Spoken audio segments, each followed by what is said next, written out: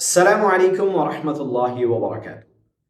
दोस्तों, आज की इस वीडियो के अंदर मैं बात करने वाला हूं कि एक सेहतमंद लाइफस्टाइल कैसा होना चाहिए जिसके अंदर इंसान एक अच्छी जिंदगी गुजार सके, एक सेहतमंद जिंदगी गुजार सके।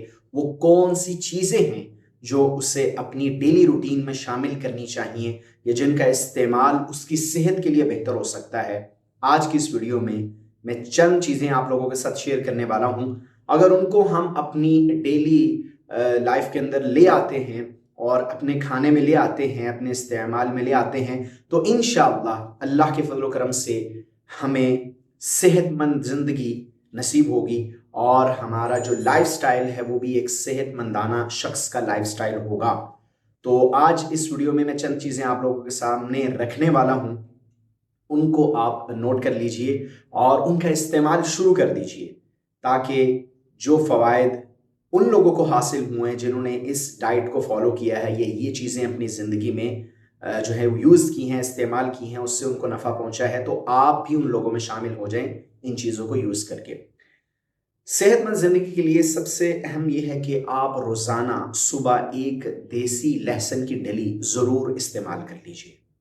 और अगर डेली नहीं तो एक दिन छोड़कर एक दिन जरूर देसी लहसुन की एक डली, एक फली जो छोटी होती है, वो जरूर इस्तेमाल करें, पानी के साथ उसको निगल लें। दूसरे नंबर पर हमें रोजाना, चूंकि हमारी बॉडी को प्रोटीन की जरूरत होती है, तो इसलिए हमें अपने नाश्ते में रोजाना एक बॉयल एग, एक उबला हुआ अंडा, चाहे वो देसी है या फार्मी है, आप वो इस्तेमाल कर सकते हैं। तीसरे नंबर पर एक सेहतमंद लाइफस्टाइल आप गुजारना चाहते हैं तो आपके नाश्ते में एक एप्पल भी अगर ऐड हो जाए तो ये बहुत अच्छा है आपकी सेहत के लिए। तो नाश्ते में एक सेब का इस्तेमाल शुरू कर दीजिए। चौथे नंबर पर हम बात करेंगे कि बहुत से लोग नाश्ते में रोटी खाते हैं, तो बेहतर यह है कि सुबह नाश्ते में पराठे की बजाय अगर आप खुश्क रोटी का इस्तेमाल शुरू कर दें तो ये आपकी सेहत के लिए बहुत अच्छा है।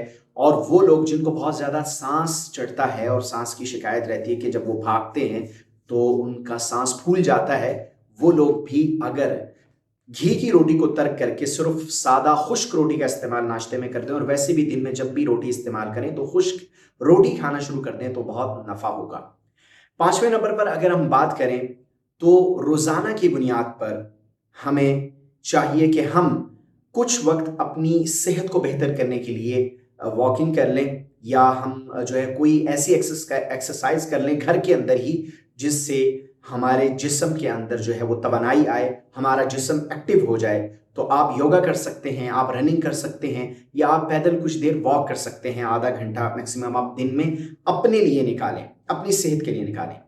इसी तरह छठे नंबर पर हम बात कर लेते हैं कि रोजाना कमो बेश 12 गिलास आप पानी के जरूर लीजिए, पानी पी लीजिए ताकि आपकी बॉडी जो है वो फिट रहे, आपके गुर्दे अच्छे से काम करें। और अगर 12 गिलास नहीं पी सकते तो कम से कम 7 गिलास या 8 गिलास तो पानी के डेली हमें ले लेनी चाहिए। इसी तरह दोस्तों, हमें रोजाना की बुनियाद पर अगर मुमकिन ना हो सके तो एक दिन छोड़कर एक दिन छिलका अस्पगोल जो है इसका इस्तेमाल कर लेना चाहिए, ये भी सेहत के लिए बहुत अच्छा है, इसको लीजिए। इसी तरह हम बात करें तो रोजाना अगर कोई शख्स ड्राई फ्रूट्स का इस्तेमाल करता है तो जो लोग साहिबे माल हैं और अल्लाह ने उनको अता कर रखा है वो तो अच्छे अच्छे ड्राई फ्रूट्स यूज कर सकते हैं, लेकिन ऐसा बंदा जो ड्राई फ्रूट्स इस्तेमाल नहीं कर सकता या उसकी दस्तरस से बाहर है, खरीद नहीं सकता, तो रोजाना खजूर का इस्तेमाल शुरू कर दीजिए। कम से कम 5 या 7 अदद खजूरें रोजाना ले लीजिए, ये आपको तवानाई बख्शेंगी और आपकी सेहत भी इससे बेहतर रहेगी, क्योंकि ये खजूर एक ऐसा फल है जो मल्टी विटामिन है और अल्लाह ने इसके अंदर बड़ी ताकत रखी है। तो रोजाना की बुनियाद पर खजूर के 5 से 7 दाने इस्तेमाल में ले आइए।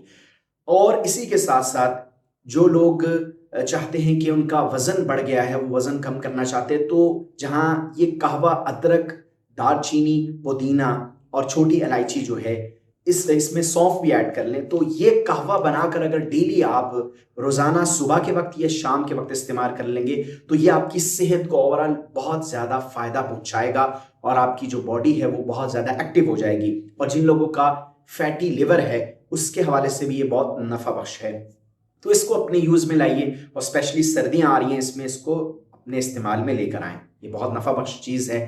और इसके साथ साथ अगर किसी शख्स के लिए ये मुमकिन है कि वो आजकल जो हम कुकिंग ऑयल इस्तेमाल करते हैं या दूसरे ऑयल्स जो हम इस्तेमाल करते हैं, उसकी जगह जो साहिब माल है, अल्लाह ने अता कर रखा है, तो वो जैतून का तेल इस्तेमाल कर सकता है, तो उसको अपनी डाइट में शामिल करें। ये भी बहुत नफ़ा बख्श है सेहत के लिए। और दिल के जिन लोगों को अमराज हैं उनको तो स्पेशली जो है वो जैतून का तेल इस्तेमाल करना चाहिए और दीगर जो ऑयल है उनसे बचना चाहिए।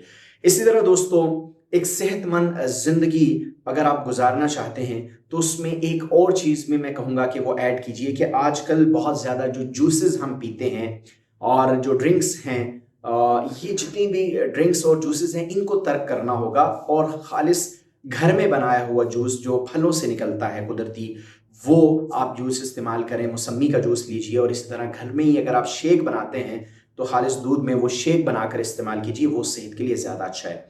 इसी तरह जो जंक फूड है, फास्ट फूड है, उससे हमें अपने आप को बचाना होगा।